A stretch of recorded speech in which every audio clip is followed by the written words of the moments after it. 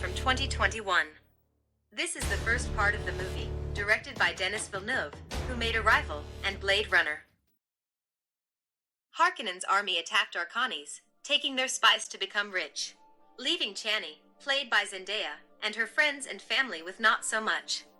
Paul, played by Timothée Chalamet, wakes up. He is having dreams and visions. The year is 10,191. The place is called Caladan.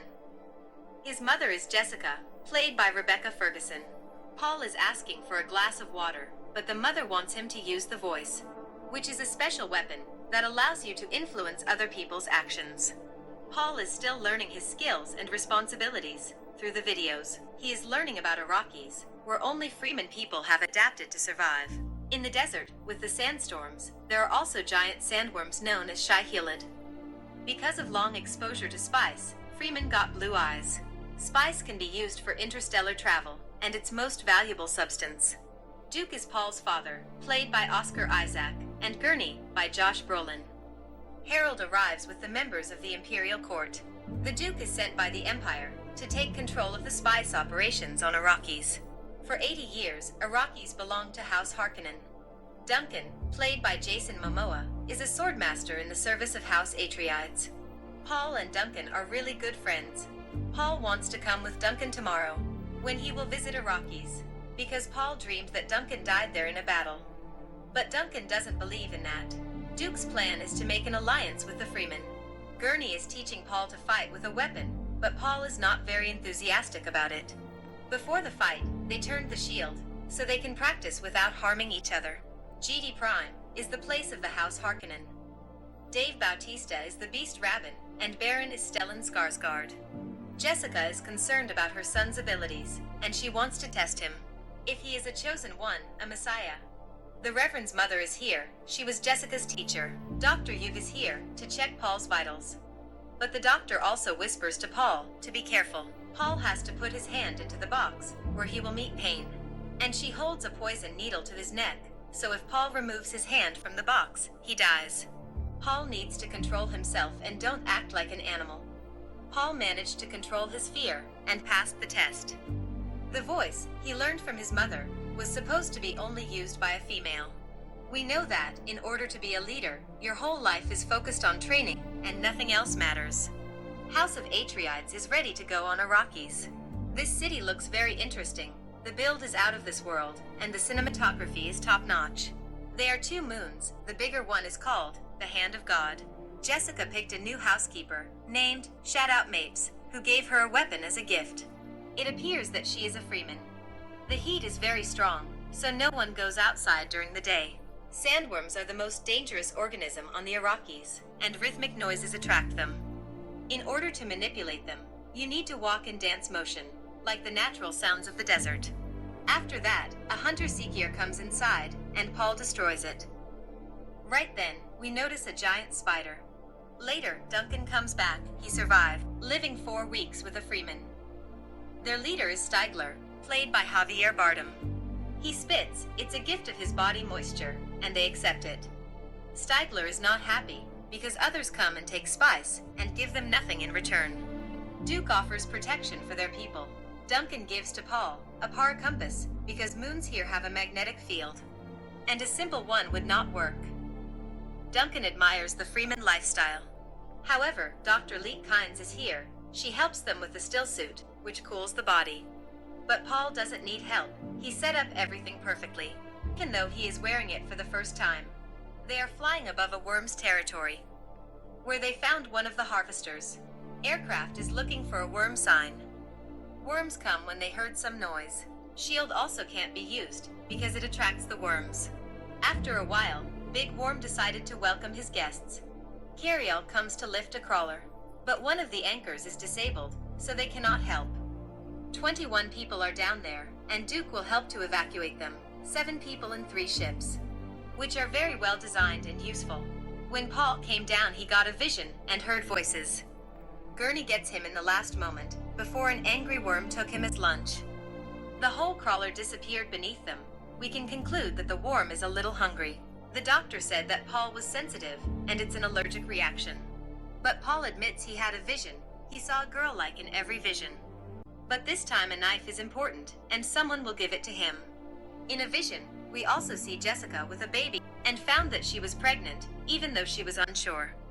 Later that night, when they fall asleep, security is down, and an intruder comes. Duke wakes up, he saw a housekeeper, and he ends up the same. Someone threw an arrow and paralyzed him. That was Dr. Yu's act. He made a deal with the Baron. If he gives them Duke, they will free his wife. The doctor gives him a tooth containing poison. If Duke breathes out, he will kill anyone near. In the meantime, the Harkonnen army attacks them, destroying everything. It's a disaster for Atreides. With masterful skills, Duncan is taking them one by one like it's nothing. Jessica and Paul are taken by the Harkonnens, who plan to kill them in the desert. In the meantime, Duncan manages to get into one of the ships. Jessica communicates with him through sign language.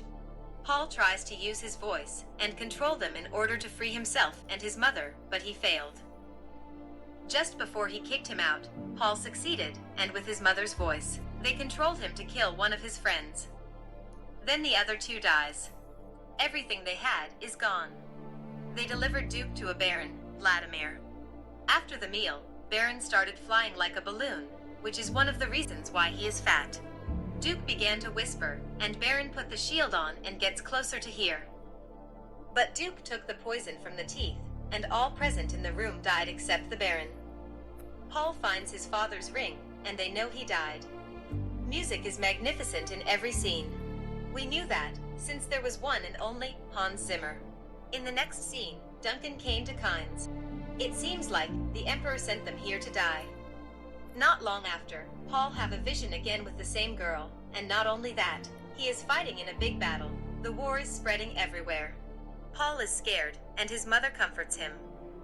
They go out and Duncan comes, who addresses Paul as the Lord. Kynes helps them to settle down. We can see that this place is very important to the Fremen tribe. But others were eager for spice, while Duncan was sitting and playing with a bug. Enemies arrived at the door. But right after, Duncan closed the door and sacrificed himself. They managed to escape, and Kynes left separately. Paul and Jessica enter the ship, and Kynes sets up a device that redirects worms. The Emperor's army wants to kill her because she betrays the Emperor. But with the help of Sound and Worm who she attracted, she managed to kill them. As she is dying anyway. Paul and Jessica were attacked, and they are forced to land. In that process, Paul have another vision of some man teaching him life lessons. Baron is healing himself in a tub. He thinks Paul is dead and preparing to sell spice, while ordered to kill all Fremens. After they went down, they put on a still suit. Their plan is to find a place where Fremen lives. Later, when the sun goes down, they are getting ready to cross the worm's territory, so they need to use the sand walk technique, which Paul learned earlier back home on the video. But the worm can't wait to meet them, so they had to run to a safe place. The worm came out, but suddenly changes his mind, because Jaime sets a thumper. After that, they came across Fremens, and their leader Stilgar. He wants to spare Paul because he is the chosen one. He is young and can learn their culture, but not his mother. Stilgar attacks her, but she turned the fight in her favor, while Paul is fighting on the side. Then a girl from his vision appears for the first time. Jaime's is not satisfied that they will join Fremen's, so he challenged Paul. Chani doesn't believe either he is the one, so she gives him a crysknife to die in honor. Jarvis is the man Paul had in a vision, who teaches him, and where he lost a fight. But not this time. We can see that Paul masters his skills perfectly. The only problem for him is that this is the fight till death, and Paul has never killed someone before. But there is a first time for everything, and everyone accepts him as their own. Paul accepts to stay with them. Zendaya's character only exists as a vision. She is not that much in a movie, only at the end. We can see that during the film, Paul had visions and dreams multiple times. But they don't represent always what will happen. Visions are not concrete or consistently accurate. Let's spend some time wasting it away. Your love is like music. You went and changed the game.